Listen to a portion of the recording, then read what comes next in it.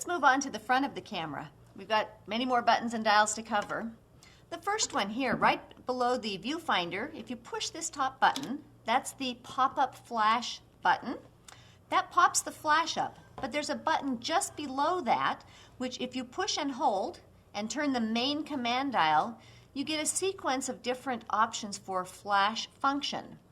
The first one is standard TTL. The camera reads the amount of light coming through the lens and balances the right amount of flash. It's called balanced fill flash. You've also got balanced fill flash with red eye reduction. In that case, the AF illuminator lights up, reducing the size of the person's pupil and giving you less red eye or red eye reduction. Additionally, there's slow sync. That's a really fun setting because you can actually combine the ambient light with fill flash rather than just having your subject blasted with flash. What happens is the shutter release fires, the flash fires at the same time, and then the shutter may stay open for whatever amount of time it needs to blend in the ambient light. The next one is my favorite, and that's called slow rear. Now with rear curtain sync, it actually acts the same way as slow sync, but the flash fires at the end, and you can get some really, really creative looks with that. If somebody were running down a basketball court or riding by on a bicycle, the camera fires, and it's this slow shutter speed, so you're getting this blur effect, and at the very end, the flash fires. So the subject's sharp with this really neat kind of blur look behind it. It's a great way of capturing action or motion. Yes. That works well. Now, with the flash still up, actually, we've got other settings. Just like exposure compensation, you have the ability to control the output of the flash. Nikon does a great job of balancing fill flash with ambient light, but there's times that you don't want it balanced. You may want your subject a little bit brighter or a little bit darker. So pushing that same button and turning the sub-command dial here on the front, you have the ability of overexposing up to 1 stop or underexposing up to 3 stops. So again, you're taking control, creative control, of the image and making it look the way you're visualizing it. It's a really cool feature. Next we have the lens release button. Basically you simply push the button in while holding it, turn the camera, the lens, and then when you're mounting the lens back you just simply match the white dot to the white dot and twist it in. Make sure you hear that solid click so that the lens is mounted. I always give my lens an extra little kind of twist just to make sure it's there. It doesn't hurt. We've seen a few accidents in our day. Yes. The final button here on the left side of the camera is the AF button, and you've got 3 choices. You've got continuous focus, so the camera is continually focusing as your subject's moving. It's constantly keeping anything in focus. You have the single focus button.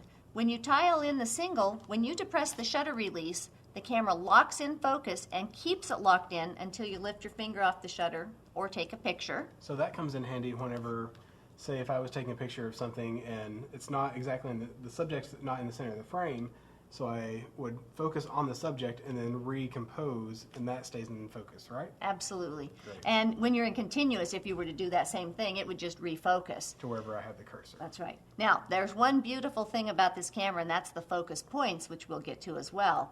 You've got 51 to choose from, so sometimes that will eliminate doing that focus lock setting. But invariably, you're going to have something that doesn't hit the focus point. So it's Always good nice to to know have that. the extra options. Exactly. We're full of options here. And you have manual focus. Now, depending on the lenses that you own, Nikon's AFS lenses actually allow you to reach up and override the focus system at any time. But each time you lift your finger off the shutter and depress it again, it will try and refocus. So if you're in a situation where it's just difficult lighting or you want to take control, flip it into manual, you can focus. You do get the little focus assist inside the viewfinder. You've got arrows pointing, telling you which direction to turn the focus ring.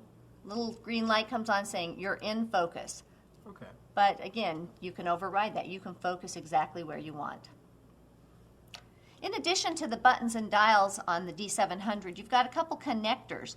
And I really like how Nikon has changed the way they work on this. You used to have these little screw-in caps that you invariably Lose them, lost yes. all the time. And you get dirt and stuff in there. And it's Exactly. You don't want to get dirt or moisture in these. So now they've got them just on this little hinge. It's a little rubber cap. If you lift it off, the top one here is a PC connector. As Brad mentioned earlier, sometimes if you're doing studio work or you're using an external non-dedicated flash, you have the ability to connect it here, which then the camera sends the signal to the strobes and fires them. The one below that is the remote cord connector. So here's where you can actually plug in a remote release. Nikon's got a couple of them, one that simply fires the shutter, and another one that allows you to do things like interval shooting, as well as long exposures where you can program in a specific length of time. Additionally, if you were to get the GPS system that Nikon's got or some other companies offer, it would plug into the remote release connector. I've also heard it called a 10-pin connector. I don't know if that's a technical name for it or not, but I've heard it called that. And as with the GPS, there are multiple other accessories that will take advantage of that port.